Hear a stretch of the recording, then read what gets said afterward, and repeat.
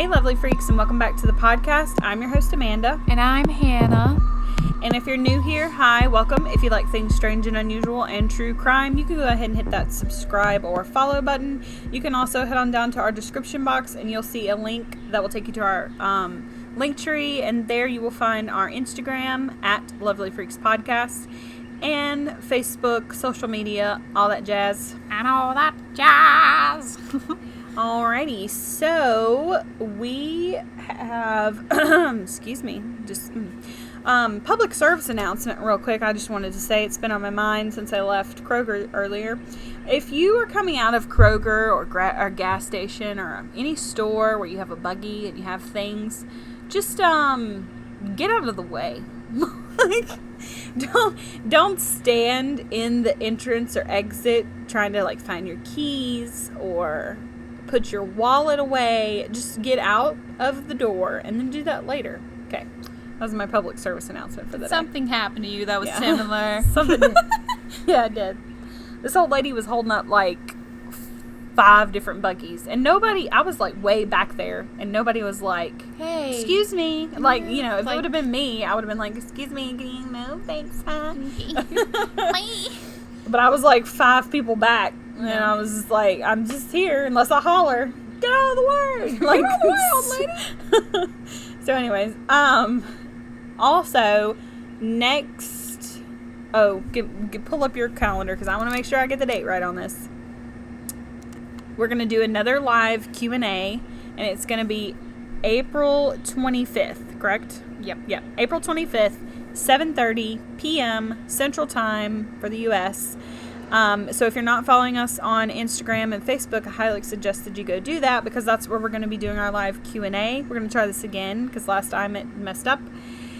And if you don't have a Facebook and Instagram, well, then you should go get one because you can have one just for us. I mean, we won't mind. So yeah, start following us so you can have all that info, and we'll mention it, throughout this week and next week as well. Okay, without further ado, let's talk about this murder-suicide story out of New Orleans. So this was I've heard of this story before, but I actually forgot about it, and it's been a long time. And so is this a serial killer? I don't even know. No, it's not a serial killer. It's a murder-suicide killing. Okay. So this is a story of Zach and Addie. Mm-hmm. They're this is one of the most infamous murders in New Orleans history, and it's really heartbreaking. This story has to deal with New Orleans mental illness. I mean, we're talking about all kinds of different things that this story has in it. So, or this case. I will say one of our listeners from New Orleans, I would say their name, but I don't want to get it wrong, and I don't really quite remember. Okay. And my phone is not on me.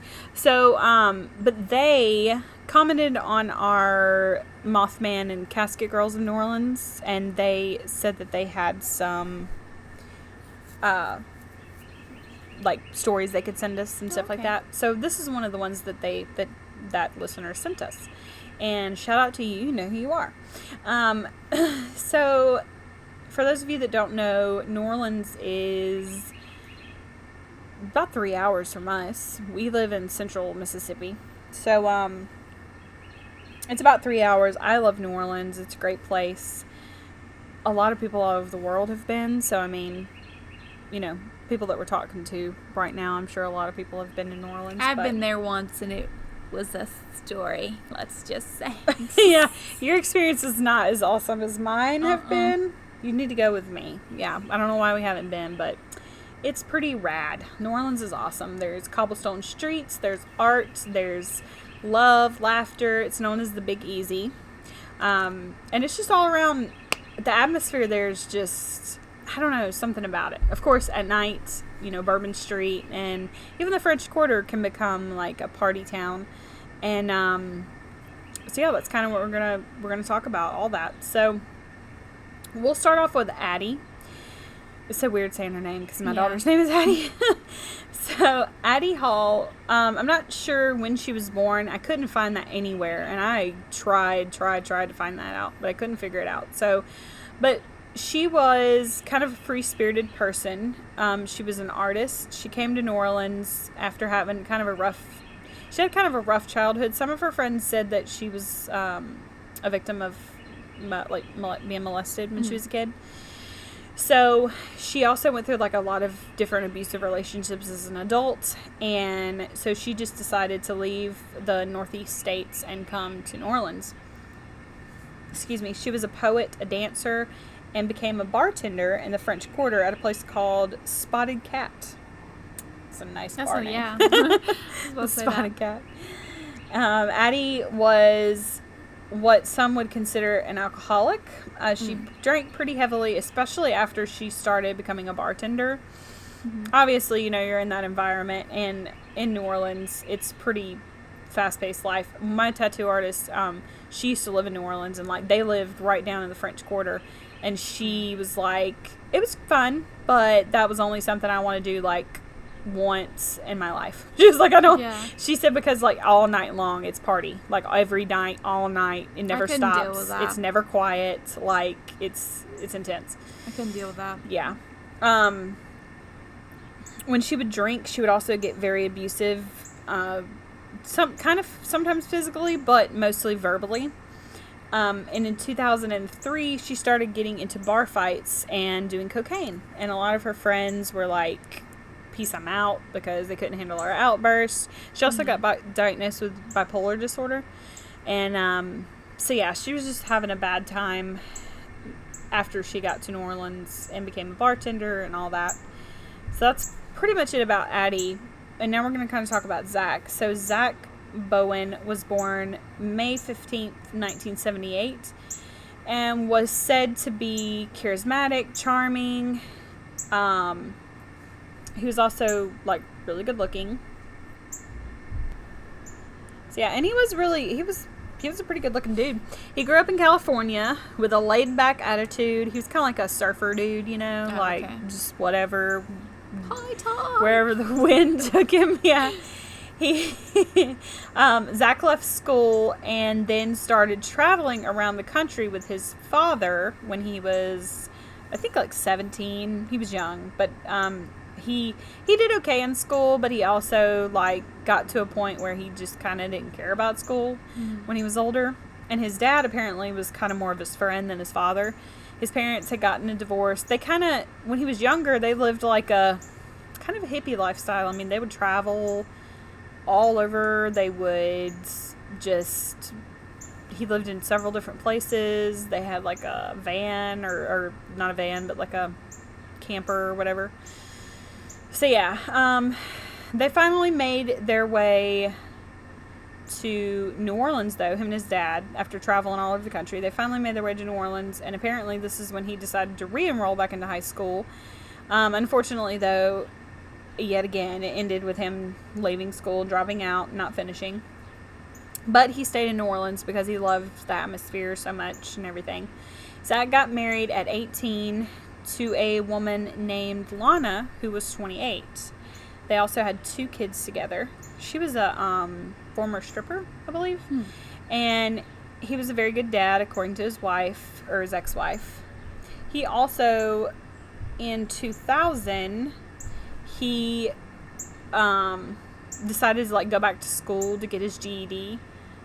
Sorry if y'all hear that bird. There's a mama bird out here, and she won't go away from the nest, and she won't be quiet.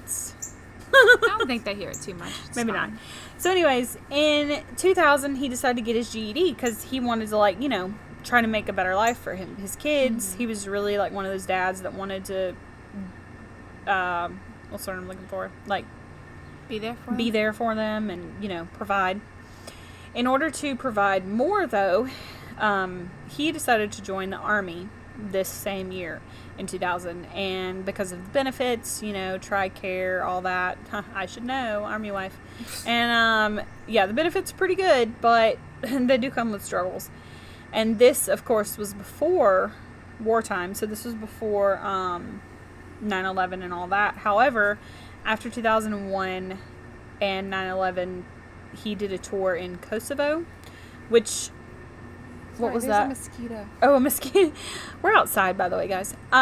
He did a tour in Kosovo, which is not really a war. It's not a war. My husband went to Kosovo, so it's not a war zone. It is like peacekeeping mission type thing. But then after that, he did a tour in Iraq, and this, of course, was after 9/11, so it was like wartime for sure. Yeah. While serving, he experienced some trauma, including one of his best friends and fellow soldiers suddenly dying kind of like in front of him, along with other soldiers as well that he knew. He also they were like walking down the street, and I don't know what his job was in the Army. I didn't catch what his MOS was, but he must have been infantry because they were walking, or he could have been military police, I'm not sure, but they were walking down the street, and there was this little girl that he saw, and he like gave her candy, and they were he was talking to her or whatever, because the kids in Iraq, they're just always around, and so she got the candy, and then she left, and then he found out like the next day that she had been killed for talking to American soldiers. Oh.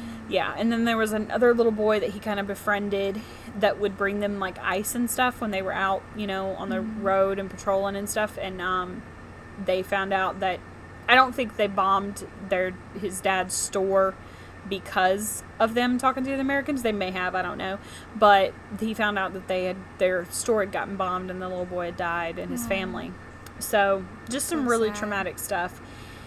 After this, he began to like purposely fail his PT test because he was ready to like get home. He hated it. He wanted to be discharged, which I get that. And he just couldn't handle it anymore. And it worked because he got general discharged, which meant that he lost his benefits and went back to New Orleans. So he didn't get medically discharged, and he didn't get dishonorably discharged. He got generally discharged, which when you get generally discharged, it also means that you kind of did something to get discharged, I guess you could say. He shot himself in the foot or something? No. Like, they probably knew that he was failing his PT test intentionally because he was a big dude. This guy was 6'10", by the way. Oh. 6'10". Okay. So, Derek. He's tall. Sorry, I didn't mean to say his name. I don't know if he wants his name out there, but my son's father. Yeah. He's what is he, like 6'4" or something 6'4"? Like that? So just put that in perspective. That's how tall this guy was, 6'10". So they probably wanted him. That's why they kept him, because he's a big dude. And so anyways, he got back to New Orleans. Things were pretty hard after this when he was transitioning back into civilian life, which it is. And during this time, since he left the military, his wife, Lana, took the kids and left, and she was like upset because she had to go back to stripping and he had to go back to bartending, and she didn't like that. She was pissed, like, that he quit the Army, which in a way I can understand what she's saying, but in a way I'm like, yeah, but he was suffering, so you need to quit being a bitch. And I don't know.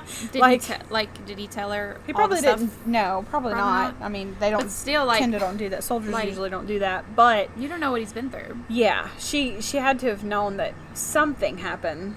Otherwise, he wouldn't have purposely quit. Yeah. So obviously, he was also suffering from PTSD, and he like desperately needed help, which he wasn't really getting.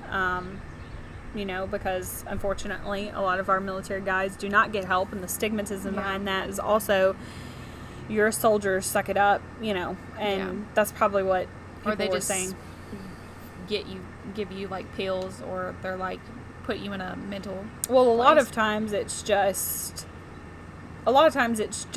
fellow soldiers or fellow people that he might have been in the Army with that are like, oh, you don't have PTSD, you're fine, or oh, you're okay, suck it up. One of my best friends who I know had PTSD, I mean, just recently got like help in the therapy and started doing therapy, and is like really doing great, and that had been it's been years that this person needed it, but they finally got it. And that's what's so sad about all these situations. But, so in 2005, he began working at a different bar, or I don't remember what the bar was, but that's where he met Addie Hall. So Zach and Addie meeting in 2005 at a bar that they both worked at wasn't exactly fireworks, though, because Zach thought that she was beautiful and he liked her and he loved her free spirit and just how awesome she was. Addie, on the other hand, was not really that into him. She said he was kind of like a frat boy, kind of had like a frat boy attitude, and she's like a hippie, definitely. And she was like, yeah, I'm not about that life. So all the girls like just loved him, and she just didn't see what they saw. They were like, okay. Yeah, he's not really, he's a good looking, but whatever. Yeah. You know. It's because he was so tall. Zach, that's probably the main reason. Yeah. God, he's so tall. He towers over me. So Zach began to try really hard, though, to get her attention. In order to get to know her, he worked like the night shift. So I think he worked from like 2 o'clock in the morning till like, I don't know, like 9 o'clock in the morning or something. And then she worked from 10 o'clock in the morning to like 5 o'clock at night. New Orleans bars don't ever close. They don't ever close. They don't ever close? No, they don't ever close. No. So he would stay there, like he would get off his shift after working all night long and then stay and talk to her while she was on her shift, because at 10 p.m. I mean at 10 a.m. there's not a whole lot of business, so she was kind of bored, so he would like stay up there and talk to her, and you know. Oh, that's cute. So eventually he decided, you know, she decided to give him a chance, and they started dating. Everyone said that they were such a cute couple to start off with. They were living it up, partying, enjoying life. But then, August 29th, the day before my 16th birthday, 2005, Hurricane Katrina hit. It was awful. It sucked. For people that don't know, we're from Mississippi, obviously. I said we were in central Mississippi, but we still lost power for like, I don't know, 3 weeks. You were a baby. You were like 5. But yeah, we lost power for like 3 weeks, 2 weeks, something like that. We actually had to go live with my grandmother, my granny, because the town that she was living in, or that she lives in, their electricity is underground, so they didn't lose electricity, so we kind of stayed with her. We had trees down, we had trampolines flipped, and it was crazy. So, because of the wind, and we also had some tornadoes in this area. Now, obviously, on the coast in Mississippi, it was like someone just washed away. I mean, there's still houses today that are being built from Katrina. Like, they're finally rebuilding on the properties that got devastated. It just looked like somebody just bulldozed the entire Gulf Coast. And then in New Orleans, you had the levees that broke, which ensued a lot of devastation. I mean, I remember watching on the news whenever we finally made it to my granny's house, like the caskets that were floating, because New Orleans is, for those of you that don't know, it's below sea level, so they don't bury anyone in the ground. They can't. They bury them in mausoleums. That's why they bury them in the mausoleums. So, because if they bury them underground, they'll just kind of rise. So there was just like...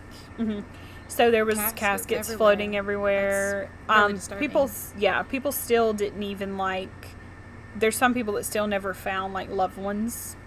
And I'm sure that probably alligators, crocodiles were in those waters as well. So yeah, it was pretty awful and terrible. Zach and Addie, during this time, so New Orleans did issue an evacuation, and Mississippi, but you guys, we deal with hurricanes all the time, so we're not prone to like leave. Even now, even after Katrina, if you like said that there would be like a category 4 hurricane most people in Mississippi and Louisiana and all that are not going to leave. They're going to be like, it'll be fine. You know? Yeah. That's just the way we are. Like, we have it all the time. Yeah, we have them all the time. Sometimes they are, like Katrina. Really intense. But then other times they say they're going to be intense and then they die out. So, you know, it's just something that they wanted to what's the word I'm looking for? Ride out. Ride out, yeah. So they decided to ride it out in their apartment, as many people did, like I said. So, Lana, Zach's ex,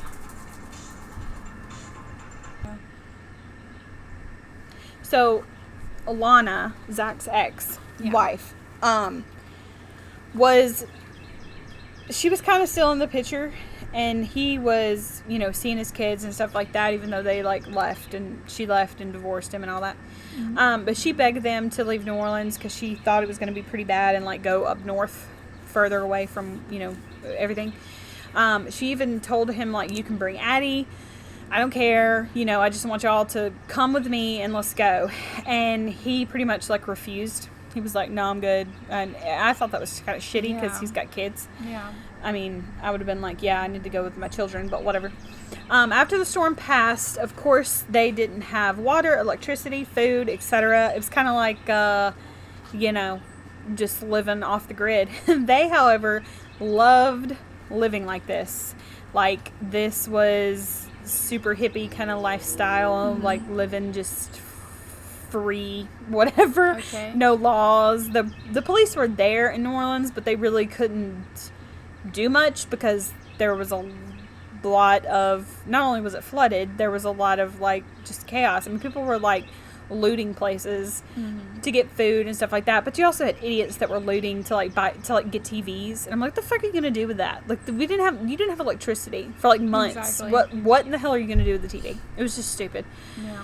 So anyways, Addie and Zach, however, they would help their neighbors in the neighborhood by lighting things on fire. Like, they would take big mattresses and throw them out and light them on fire to make, like, you know, to have heat, because I'm sure it was kind of cold at night because there was still kind of rainy and stuff like that.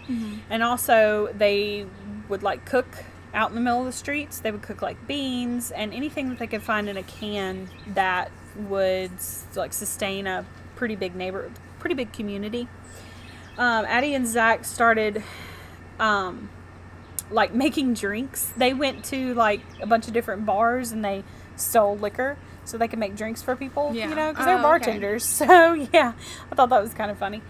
They were even, the newspaper covered them, like, several different newspapers, and even the New York Times wrote an article on them, and they were kind of known as, like, the king and queen of this community that kind of, like, helped and gave back and did stuff for everybody, you know.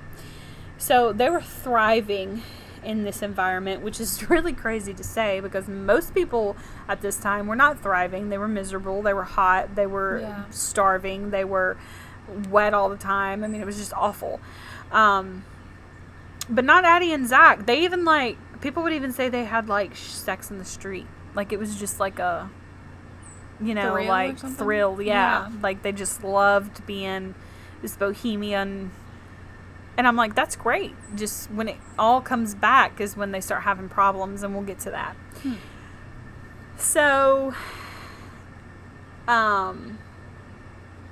they also kind of, like, really fell in love during this time more than what it was normal, I guess you could say. It's so weird to think about because the disaster. Yeah, most people fall out of love or it gets hard. You know? But not these two. Also, during this time, like I said, it was like a post-apocalyptic lifestyle, and things could get pretty rough at night. I think at one point Addie almost got raped because she was going into a store and there were looters in there, and so anyways, I'm not sure how all that happened, but around September 3rd was when the Army started to come into New Orleans, the 82nd Airborne. And Zach's PTSD was very high during this point because there's soldiers walking down the streets, there's tanks, there's helicopters, so it's like giving him flashbacks. During this time, they were both drinking a lot, smoking. I think they were probably doing some drugs. I know she did cocaine. I don't know if he did. But Addie was, like I said, diagnosed with bipolar disorder. So during this time, she didn't have her meds. Okay? So it was pretty rough. The mayor wanted everyone out of New Orleans, and because he wanted, like, everyone to get out, and he told the military, like, go knock on every door and tell them they got to leave, because he wanted everybody to get out so they could start infrastructure and rebuilding, because they had to get the streets clear, they had to get everything back to where it was. Addie and Zach, however, along with some other people, but them too, they refused to leave. Like, told the military, like, no, we're good, we're not leaving. I don't know why they didn't drag them out of there, but they didn't. And so about 2 weeks later, people started slowly pouring back into the communities and coming home. Zach and Addie at this time had a very hard time. So apparently they were kind of like, they had like this attitude about them, people would say. Whenever people started coming back to their homes, they were kind of like, oh, you're not a true New Orleans person because you didn't stay and write it out. Well, first of all, y'all aren't, because he's from California and you're from upstate New York, or Northeast. So exactly. So y'all aren't really New Orleans people, and I'm sorry that I didn't want to possibly die or you know, suffer. So I left. Fuck me, right? Yeah. So anyways, they just had this very arrogant attitude about them, is what people would say.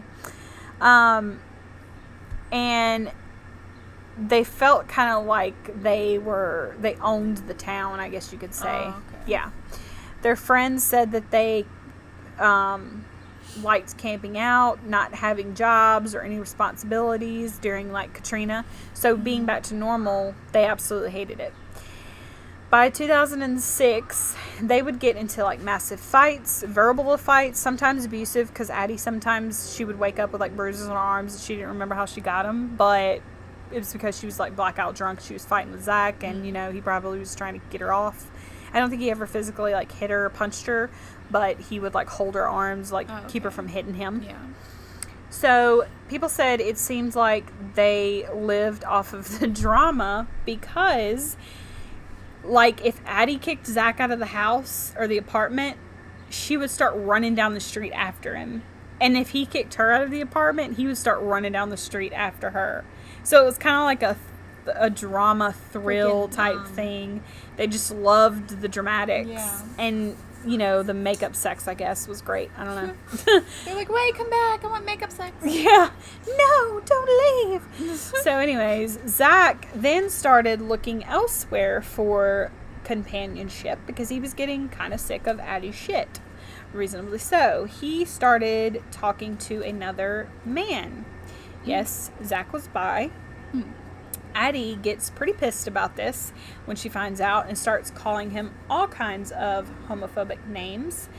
Zach also is trying to, like, keep her quiet because he's not really comfortable being bisexual yet and out in the open about it. And so he doesn't want any of their neighbors to find out.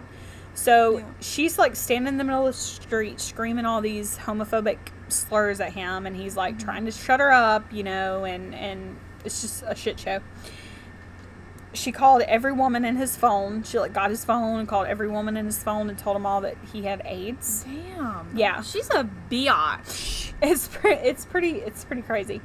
After this, Addie was working a lot. I mean, Zach was working a lot. He was trying to, like, get his shit together. They had broken up, kind of. They were still kind of on and off, but for the most part, they were broken up. So he was trying to get his shit together. He was trying to pay his child support. He was trying to get jobs, a lot of jobs, so he could pay for it and take care of his kids. Addie, on the other hand, she was struggling, and she came up with this idea that, hey, let's just get back together and get a new apartment under your name, and then we can start working on our relationship again. To which he decides, okay, that sounds like a great idea. Poor Zach. But you're going to find out, not so poor. We'll get there. Then this would be the apartment. I'm really interested. Like, what the hell is going to happen? This apartment that they bought together would be, this is where some crazy shit went down. Days after they signed the lease together on this new apartment, it was October 4th, Addie secretly changed the lease agreement into her name. So I don't know how she did that, but apparently she just went up to the landlord and was like, yeah, I need to put all this in my name. And he said, sure. Then when Zach got home, she was like, yeah, I'm kicking you out. Bye. And he had already paid 2 months advance on the apartment for her and for them. But she basically kicked him out because she was trying to like get back at him because he cheated with that guy. But I'm like, get over it. Yeah, like, move on. Obviously, you wanted him back, but apparently we've figured out that she only wanted him back, I guess, to have a place to live for 2 months till she got on her feet. And, you know, she, by no means am I saying what happens in this is her fault. Is her fault, but at the same time, like, she's not a saint herself either. Neither one of them are. It's pretty crazy. So he was now homeless, pissed off because he was supposed to get his kids that weekend, and he had nowhere to go. Now, we're going to fast forward a little bit to October 17th, 2006. A guest at the Omni Hotel in New Orleans called the front desk because they heard a big thud and they saw a body laying on top of the roof of a parking garage outside their window. The front desk people then called the police and said, we think we have a jumper. When they showed up, they find the body of Zach Bowen, who had jumped to his death. In his pocket, there was a Ziploc bag that had his army tags in it and a note that read, "This is not an accident. I had to take my own life to pay for what I took. If you send a patrol car to 826 North Rampart, you will find the dismembered corpse of my girlfriend, Addie, in the oven and the stove and the fridge. And a full signed confession from myself. The keys to my front door are in my pocket. And to get to the gate, call Leah Watermeyer to let you in." Whoa. That escalated so quickly. You're like, I was I'm like, not laughing. I'm laughing at her face. I was like, what's going on? What the fuck? When you said, like, somebody fell up, and I was like, who? You just probably thought, okay, he committed suicide. That sucks. Yeah, that's what I was thinking too. Like, oh no. So, obviously, when they found this note, they were like, oh, well, we have a murder-suicide on our hands. Pretty sure. They checked the hotel security footage and saw Zach at the bar drinking around, it was like 4 p.m. to 8 a.m. Then right before 8:30 p.m., he was seen pacing back and forth from like the pool to the rail of the, like, you could jump over the rail and you know, and there was a railing there. So he was seen pacing back and forth, and the cops kind of figured it was like he was kind of trying to make up his mind whether he wanted to jump or not. And so he jumped at 8:30 on the dot, and he jumped to his death. So the police get to the address where the note was around 10 p.m. that night. This was October 5th.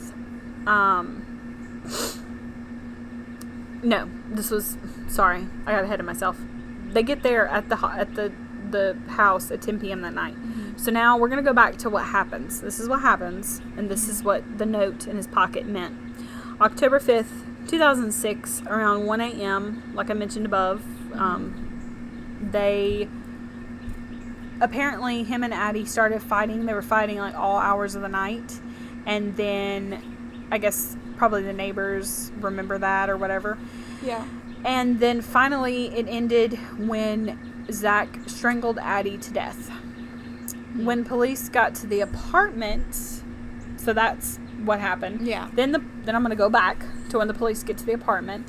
So when they got to the apartment, they found that the apartment was like a huge mess. The air conditioner was like all the way up on freezing, which obviously he was trying to do to keep the body from rotting, or the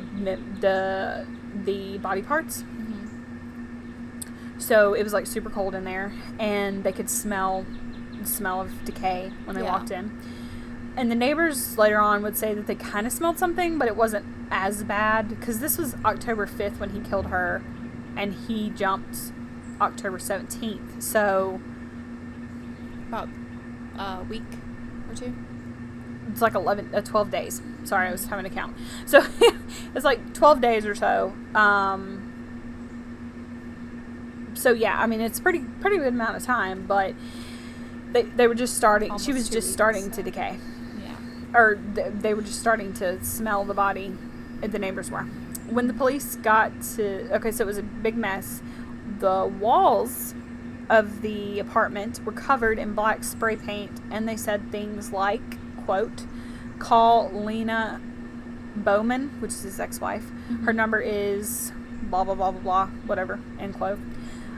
Quote, "I loved her," end quote. Another one said, "Total failure." Another one said, "I'm sorry, I couldn't finish." And another one said, "Look in the oven." There was another spot above his bed where he slept that said, "Help me stop the pain." Then in the oven, or the oven was spray painted, and it said, "Don't look." And Wow. of course they did. And So you think that, like, he killed her, he panicked, and he was trying to, like, dismember the body to, like, hide it somewhere, but then he couldn't do all of the body, so he thought, I'm definitely going to get caught. kind of. We'll get into that. Okay. So they found Addie's feet and legs in the oven. In the pot on the stove, they found her hands and her head, and her torso was wrapped in a plastic bag in the freezer. In Addie's journal, the last pages, like the last 8 pages, this dude wrote a huge confession, and I'm not going to read the whole 8 pages. I'm sure you can find it somewhere, but I'm not reading that. So this is kind of what it said. She had stolen this apartment, tried to kick me out, then would not shut the fuck up. So I very calmly strangled her. It was very quick. After sexually defiling the body a few times, I was posed with the question of how to dispose of a corpse.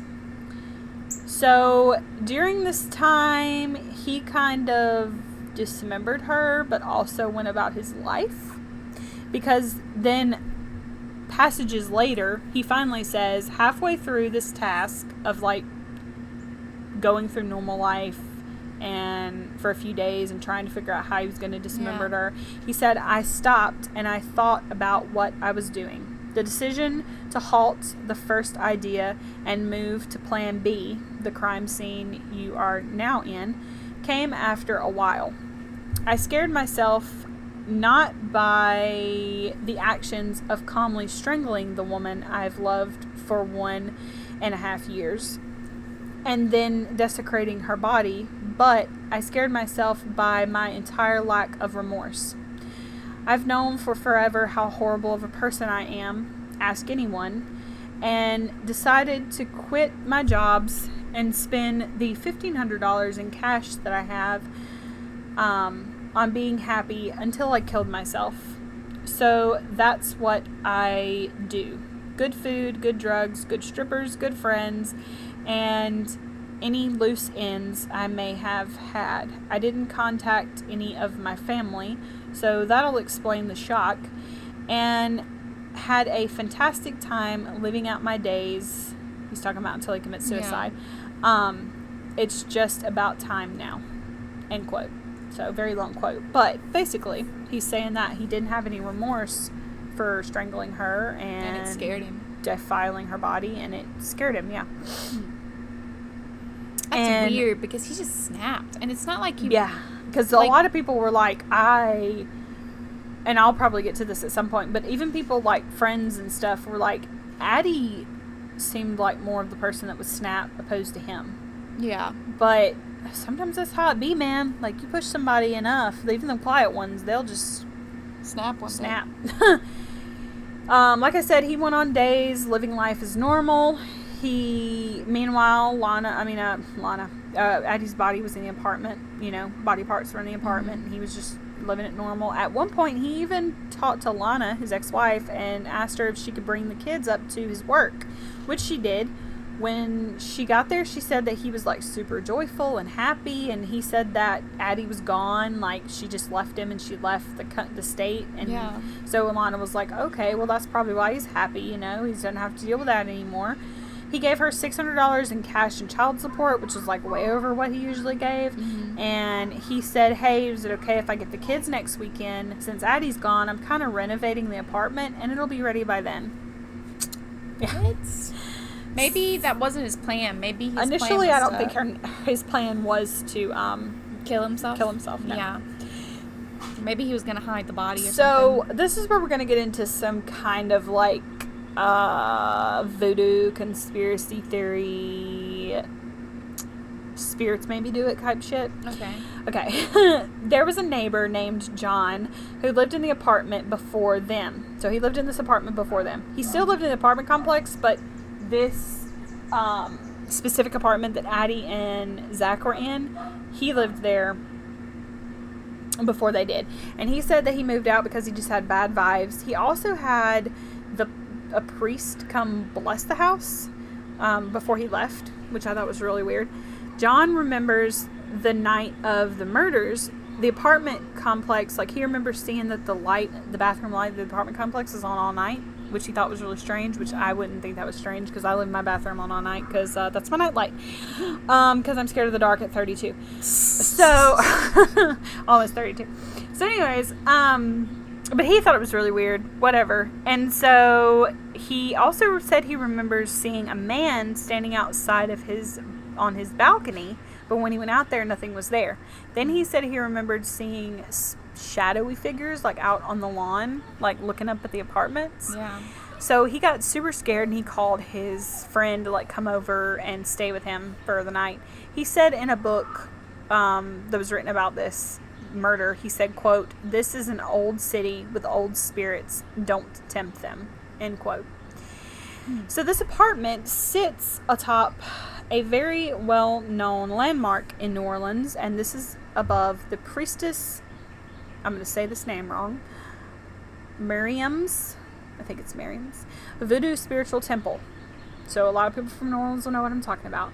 Many would claim later that the dark voodoo history of this location had something to do with Zach's overwhelming mental illness and the violent outbursts of their relationships that came to a final dismal end. It is pure coincidence, however, that these unrelated matters aligned. Voodoo in generally, and we've talked about it a lot, is actually like a healing, spiritual practice. It has nothing to do. There are people that can contact dark spirits, but normally this place, the temple and all that, it's known for like healing purposes, and people go there as a spiritual thing. It's nothing to do with like dark stuff. Of course, the newspapers, however, ran with the fact that they called it like voodoo murder or something like that, which is completely fucked up. Of course they would. Yeah. So to me, this is just a case of a very unhealthy relationship, mental illness, and PTSD. So Zach, before committing suicide, he had burned himself 28 times with a cigarette every year that he was alive because he said that he was a failure. In the confessions, he also wrote everything that he was a failure, like about, like, you know, he failed the army, he failed just a bunch of different stuff in life, and he was just upset about it.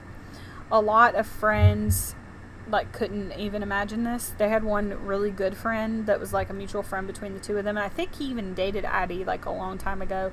But he was like, I never saw this coming. Yes, they fought, but at the same time when they made up, they were absolutely in love. Like, you know, it was like were they the healthiest people for each other? Maybe not, but if they could have worked through their shit, and if Addie, she never got back on her bipolar medication, by the way. I don't know if I mentioned that. Wow. But she, even afterwards, she didn't want to get back on it. Because it does, a lot of people don't like bipolar medication and the way it makes you feel. And she didn't want to get on it. She didn't like how it made her feel, so she didn't get on it. And he said, you know, if she would have got on her meds, if he would have got help with his PTSD, maybe none of this would have happened.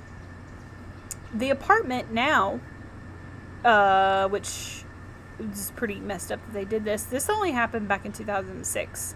And the apartment now is considered a ghost tour apartment. So you can go on a ghost tour to this apartment. Oh my God. And the family was like super pissed that they did this. Too. Yeah. I mean, this isn't something like, you know, what's that girl's name who killed her family? I killed her family? With an axe. Oh my God. Killed her family with an axe. Oh my gosh. I can't think of it right now, and everybody is screaming. They know what it is. Anyways, back in the day, Lizzie Borden. Sorry, guys. We looked it up because I couldn't remember. And, yeah, as soon as I said it, I said, I told Google, I said, who's the girl that killed her mom and dad with an axe in the 1800s? And I didn't even have to, like, I don't even think it was 1800s. I think it was 19. I don't know. Whatever. Lizzie Borden, that house is, you can, like, stay in it overnight, which is pretty cool. But that was all the way in the 1800s. That was back in the day. Yeah. So, I just thought it was really ill-timed of them to make it into a, like, you can see, like, the stove and refrigerator and, like, everything. It's really weird. So, yeah, that is the story of Zach and Addie. That is balls crazy. Balls crazy, yeah. I know. I didn't even tell you what this was about. Yeah. I was like, what the hell's going to happen? I thought people were going to murder them. And then kill themselves or something? I thought maybe, like, they killed themselves and, like, something happened and they were part of a murder, both of them. Yeah. Like, I did not expect him. It's really weird. Have that note in his pocket, too. He just literally snapped. And it wasn't like, did he have anything in his history, like, as a child or anything? That's the thing. He like, raped her dead body and then cut up his, like, that stuff. Like, I would understand if maybe... So, he killed her. Yeah. Left her body in the living room, went to sleep, and went to work the next morning. And then came back. It was like some Jeffrey Dahmer shit. I was about to say Jeffrey Dahmer. And, no, he never had any kind of... Even people in the military, like his battle buddies or whatever, were like, I never would have expected him to do this. He wasn't that kind of guy. He was laid back. He was super nice. Also... His childhood, like, he was like the jock. I mean, he was like one of the failures. I didn't mention this because I didn't think it was that important. But one of the failures of his life, he said, was that he didn't make homecoming king one year. Homecoming king. Really? That was a failure. He carried, and even in his confessions, like, he mentioned that, like, not making homecoming king was one of my failures of life. And I'm like. So that's what kind of dude he is, you know? Yeah. Not like a psycho loner dude that killed animals when he was little. But the thing is like, also, he just did all that. And really, like, that's someone that you were in a relationship with for a year and a half. Yeah. And you're going to do all that? Like, I thought you were going to say, oh, he killed her. He killed her. Like, he just snapped and strangled her. Oh, yeah. Okay. That's why so many people... when you told me all that shit, I was like, what? That's why some people blame it on the fact that they lived above that temple, that voodoo temple, and they think that just bad spirits got in his head or demonic spirits got in his head, which I'm not saying that couldn't have happened. I'm not going to blame it on voodoo. That could happen to anybody, you know, demonic-wise. I mean, demons are out there. They're real. But I will say that I don't think that happened in this case. I really do think that he had severe PTSD, and her being the way that she was probably didn't help it, and he didn't go get help for it. Yeah. He just didn't go get help for it. PTSD is pretty intense. I mean, it can make people snap. And if men, women in the army, and it doesn't even have to be in the army. You can have PTSD from anything. You can have PTSD from childhood trauma. Yeah. So, I mean, it's not like, you know, if you think that you may have PTSD, please go see a psychologist or a therapist or whatever and try to figure it out and try to see, you know, what's going on, because you could be able to take some anxiety medication or something that will make you feel better. So, but honestly, we're not defending him. He could have literally just got up and went, "Hey, we're done," and fucking left. Yeah, I mean, and it seems like he really loved her a lot, because he went back to her after. I wouldn't have. Yeah. And I wouldn't have even, I don't really know why he went back to the apartment, because she kicked him out after she said, hey, I took you off the lease, get out. Like, we're done. We're Bye. done. He could have just left. I mean, they started fighting, and then they escalated to him strangling her. So. Just leave, dude. It's not going to work. Yep. Pretty crazy, though. I kind of remember that case. I heard that case a long time ago. And, so yeah, and we'll post pictures of them in New Orleans and all that. It's really sad. Also, strange coincidence, there's another case about this couple that murders this girl, and I believe somewhere in there it has to do with like a stripper. I can't remember if it's the murderer that was a stripper or the girl. I don't remember. But anyways, it was in New Orleans. Mm-hmm. So the girl that got murdered and dismembered by this couple, she knew Addie. Weird coincidence. That's weird. Yeah, really weird. And we'll talk about that case one day. But yeah, it was a girl that they were all from New Orleans, all these people. And it didn't happen around the same time, I don't think, but it didn't happen too far apart. And she got murdered by this couple that was from New Orleans as well. But Addie and her knew each other. So that's really strange. Weird. Alright guys, well, we hope that you enjoyed today's episode, and we hope that you go ahead and follow us on Instagram, Facebook, and like I said, we're going to have a Q&A, so we'll talk about it enough that you guys will be tired of hearing about it. But anyways, alright, well, we'll see you guys Friday. Bye!